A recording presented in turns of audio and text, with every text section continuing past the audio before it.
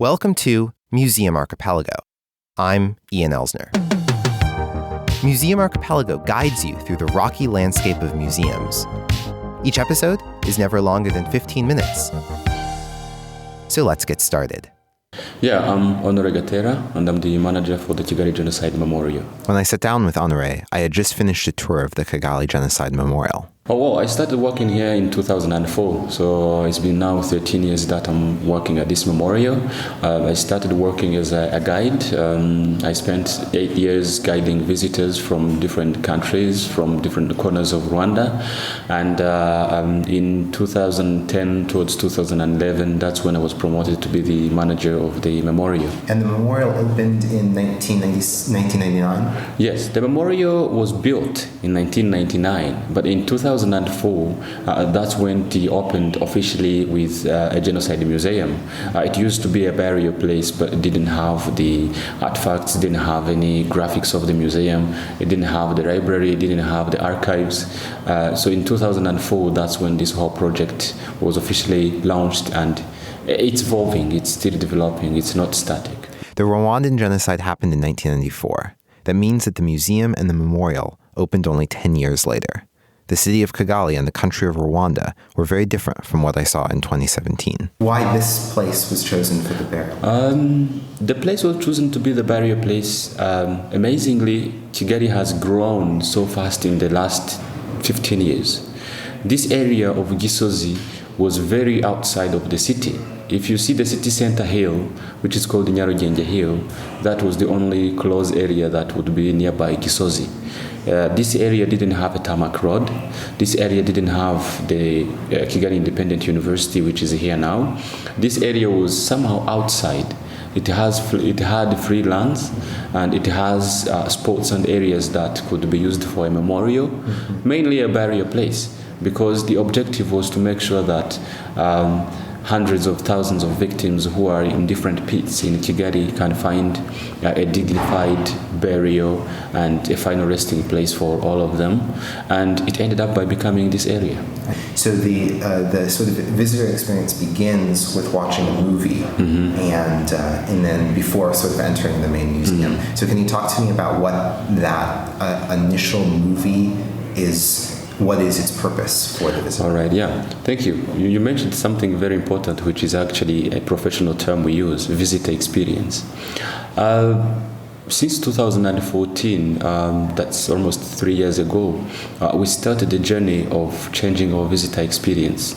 We started implementing new policies or new areas or new ways of dealing with our visitors, because since the memorial was created, this was a new experience for us, all Rwandans. We didn't have any museum that is focusing on such history or such kind of dark tourism. But as time was going on, we could see how we can develop a much more deeper and educational experience. The first film that you watched is based on 3 individual stories. And it's a film that we are using for a purpose of setting the mood to our visitors.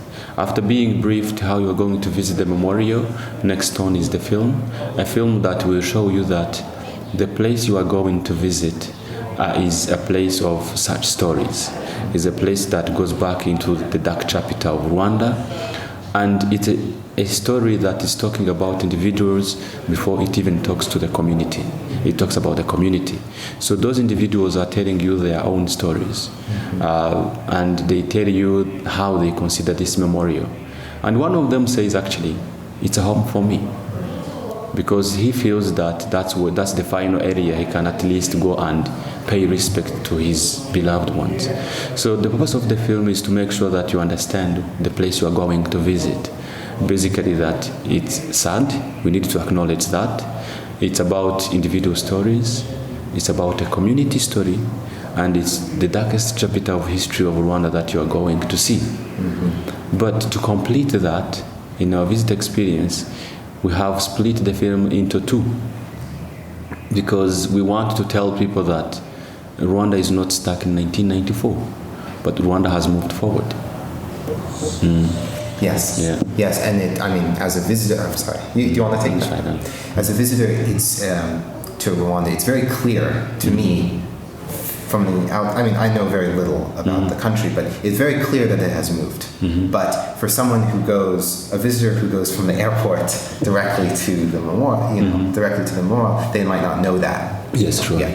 So then, after seeing the first half of the film, you go downstairs, and the history starts with the pre-colonial times. Yes. And can you kind of walk me through where the visitors go and the key points along the way? Oh, yes. The experience is, after watching the film, of course, when you leave the film, you have an idea of what it is, and sometimes in the experience we've seen that people tend to be like, oh, this is too much, I don't know if I will be making it.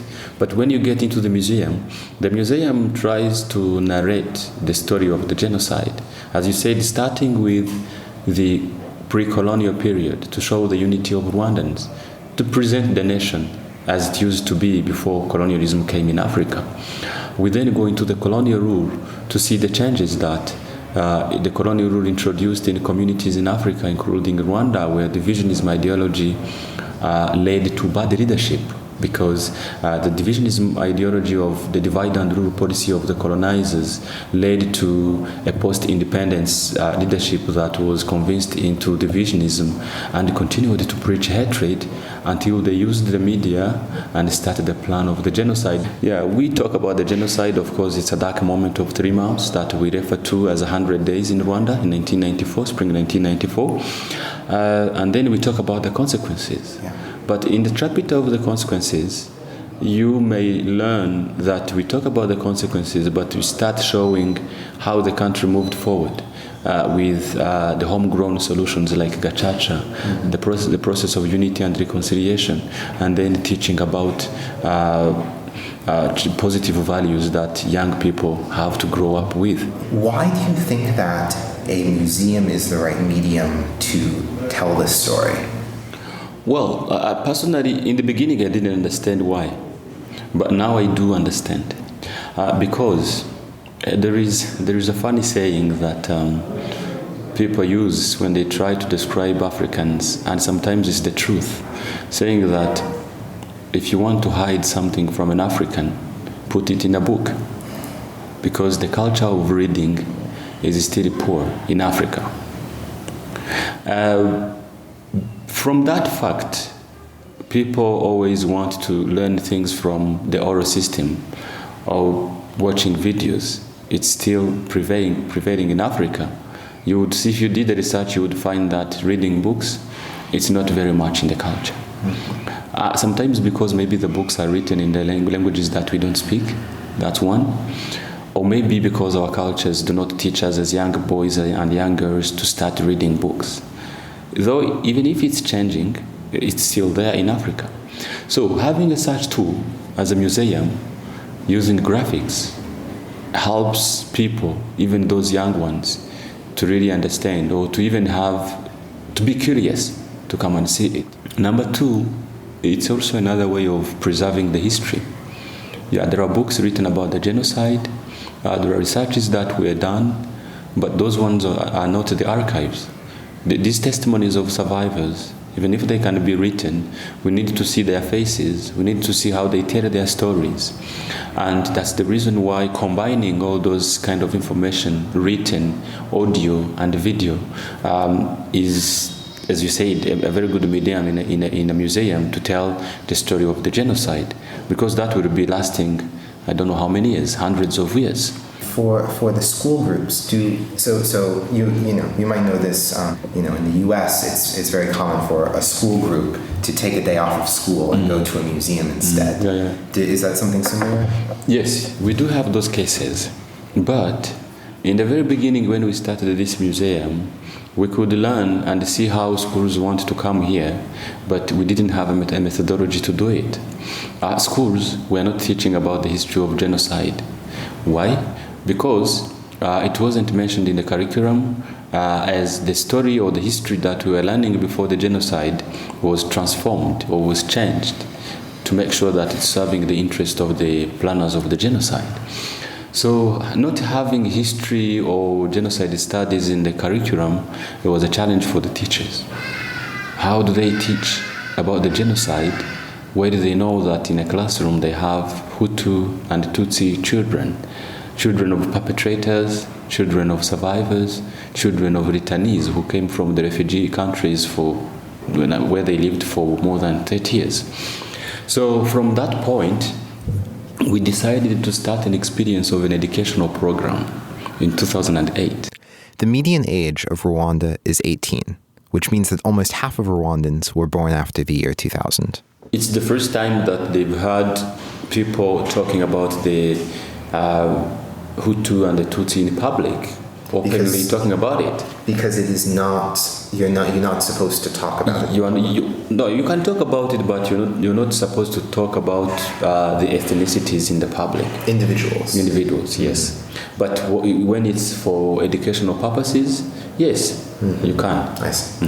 I noticed one of the striking things about some of the exhibits, for example, the children's room, was a plaque that said to the effect of, this might be the last or the only photograph that the families own. Yes. I am interested in the process of a family member coming to the museum with a photo. Well, the process began in 2004. We were not basically calling for people to bring them, but we were going to see them in the homes because we wanted to do a research. We wanted to collect artifacts and materials to use in the museum. And having gone into the homes, into the families, we collected thousands and thousands of photos. Of course, it's one of the valuable things that survivors had on them because their personal belongings and properties were burnt or destroyed. And whoever had a photo was stick on it, and you can understand it. Mm-hmm. So we decided to have their originals scanned, preserved digitally, and then produce duplicates that will be displayed in the museum. And that was for them one of the best things we did. So that they could keep the original? They would keep the original, preserve their photo digitally because they can't preserve for themselves. Sure. And then in the end, have it displayed in the museum because for them that's a very good way of dignifying the lives of their beloved ones. And in 2010, we also did a campaign of calling people now to bring photos, and this reception was receiving thousands of photos. And we have cases where those families that gave us photos, because they have maybe moved from one home to another, they lost their original. And it's the only area where they come and say, can I have a copy of my photo that I gave?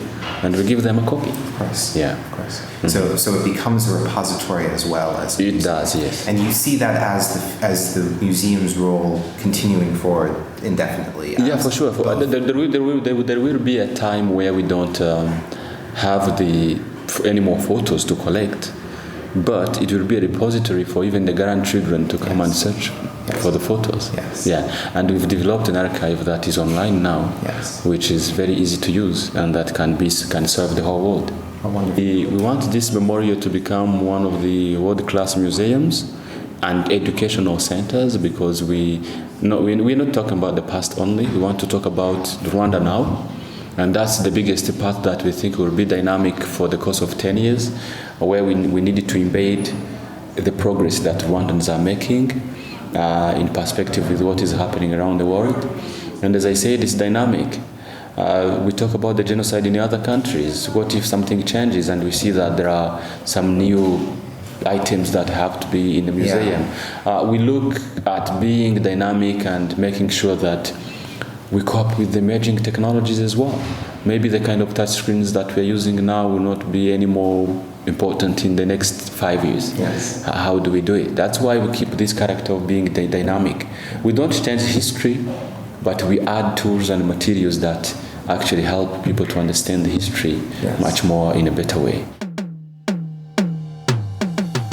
This has been Museum Archipelago. If you like episodes like this one, help me continue doing the podcast and get some fun benefits by joining Club Archipelago at patreon.com/museumarchipelago. For more information or to submit feedback, visit museumarchipelago.com or museum_go on Twitter. Next time, bring a friend.